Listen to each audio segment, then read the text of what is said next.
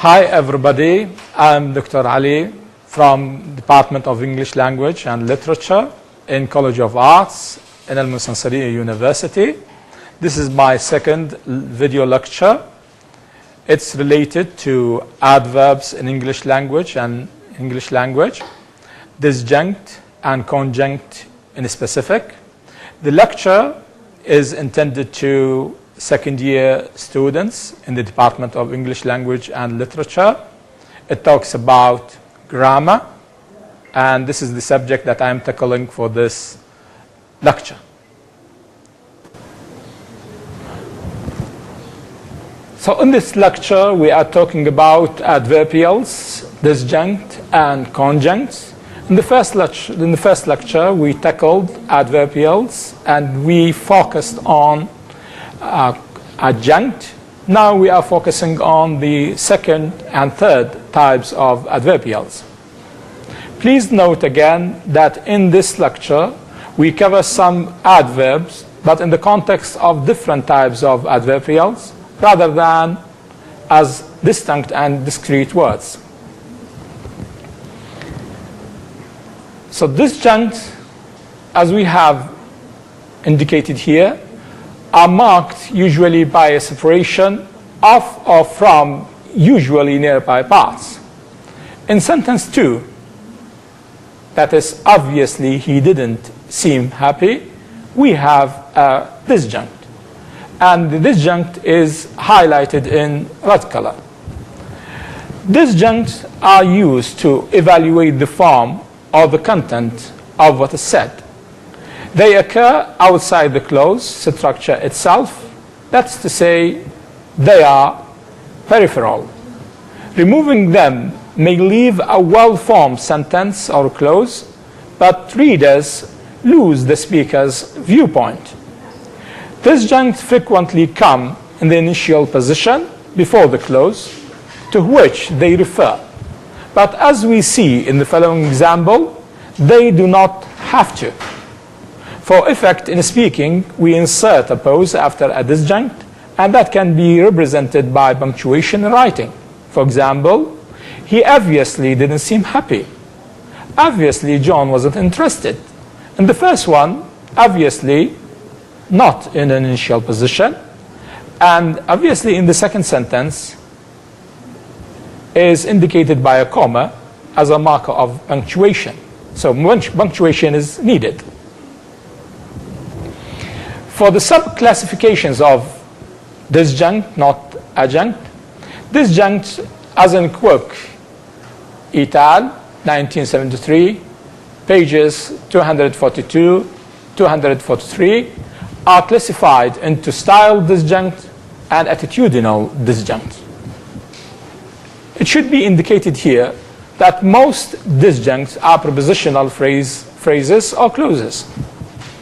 For the differentiation between style disjunct and attitudinal disjunct, style disjunct usually convey the speaker's comment on the form of what he is saying, defining in some way under what conditions he is speaking.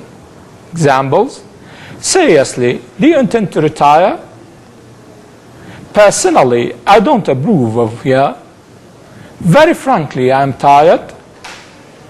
As for attitudinal disjuncts, they usually convey the speaker's comment on the content of what he is saying.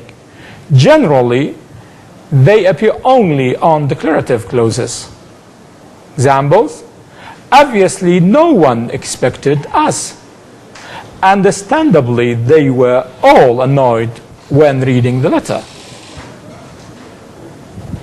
As for the third type of adverbials, conjuncts, the simple definition that can be given is joining. In sentence 3, that is, he isn't happy, yet he gets on with life, we have a conjunct. Conjuncts are also outside the clause structure and connect ideas in sentences or between sentences. We can rephrase sentence 3, he isn't happy, yet he gets on with life, as in, he isn't happy, however, he gets on with life. The word, however, is still a conjunct.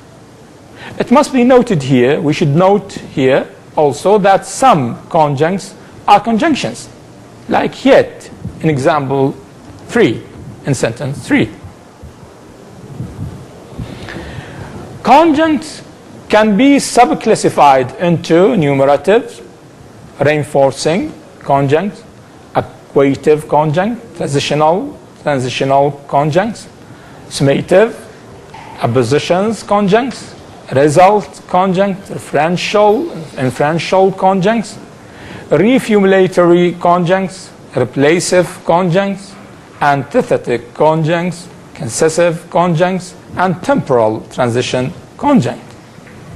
Examples: for enumerative, words like first, second, third, 1, 2, 3, for one thing, for another thing, for a start, to begin with, next, then, etc. All these are enumerative conjuncts. For reinforcing, we have words like also, furthermore, moreover, in addition, above all, what's more, this is a phrase, then, when it's informal, etc. For acquaintive conjuncts, we have words like equally, likewise, similarly, in the same way, etc. For transitional, we have words like, or phrases like, by the way, incidentally, etc.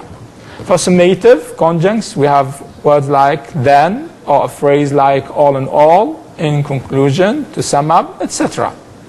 For appositions, we have namely, in other words, for instance, that is, that's to say, for example, etc. For result conjuncts, we have words like consequently, hence, thus, so, therefore, and phrase like as a result. For inferentials, like words like else, otherwise, then, in that case, etc. For reformulatory, we have better, rather, in other words, etc. For replacive, we have words like alternatively, rather, or a phrase like on the other hand. For antithetic, we have words like instead, then, a phrase like on the contrary, in contrast, by comparison, on the other hand, etc. For concessive, we have words like anyhow, anyway, besides, nevertheless, etc. For temporal transition, we have words like meantime, meanwhile, or a phrase like in the meantime, etc. Based on a quote, et al., 1973, as is much of what has followed, the relationship between the three types of adverbials can be best conceptualized in the graphic shown below. However, a good deal of functional language, such as expressing a viewpoint or connecting ideas logically, depends for its success on the realization through adverbials. Hence, the graphic may seem rather technical. Adverbials are classified into integrated, part of the clause, which are adjuncts, and peripheral, out of the clause, which are conjuncts and disjunct. Disjuncts and conjuncts, they can be classified into non-connective and connective, non-connective as in disjuncts, and connective as in conjuncts. Thank you for listening, and I hope to meet you again with my third lecture.